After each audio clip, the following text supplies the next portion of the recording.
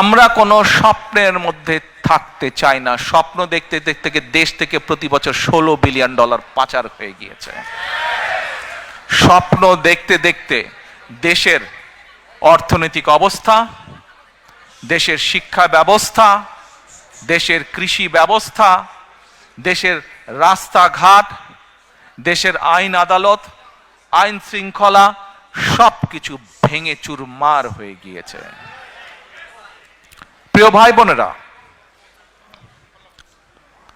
আপনারা যদি একটু রিসার্চ করেন আপনাদের মতন করে, দেখবেন প্রথম যখন শহীদ রাষ্ট্রপতি জিয়াউর রহমান দেশ পরিচালনার দায়িত্ব পেলেন, তার আগে কি অবস্থা ছিল দেশের? সেই খাদের কিনারা থেকে উনি তুলে নিয়ে এসেছিলেন দেশকে। আবারও 90-এ স্বৈরাচারের পতনের পরে যখন দেশনেত্রী খালেদা জিয়া দেশ পরিচালনার দায়িত্ব পেলেন, আবারও ধীরে ধীরে পরিশ্রম করার মাধ্যমে দেশকে একটি অবস্থানে তুলে নিয়ে এসেছেন। এটি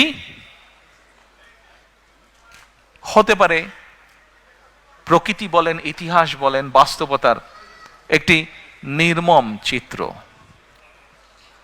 বা কিভাবে বলবো আমি নিজেও ঠিক জানি না। বাট বাস্তবতা হচ্ছে, যখনই দেশ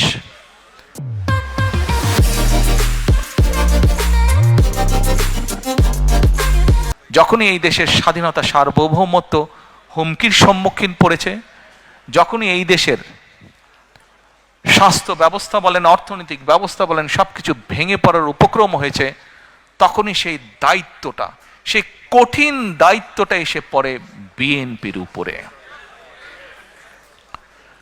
প্রিয় ভাই বোনেরা, আমরা দৃঢ়ভাবে বিশ্বাস করি বাংলাদেশ জাতীয়তাবাদী দল বিএনপির প্রতিটি নেতাকর্মী, শহীদ জিয়া, দেশনেত্রী খালেদা জিয়ার প্রতিটি সৈনিক, আমরা দৃঢ়ভাবে বিশ্বাস করি যে ইনশাল্লাহ আগামী ফেব্রুয়ারি মাসে যে নির্বাচন, সেই নির্বাচনে বাংলাদেশের মানুষের সমর্থন নিয়ে বাংলাদেশ জাতীয়তাবাদী দল সরকার গঠন করতে সক্ষম হবে।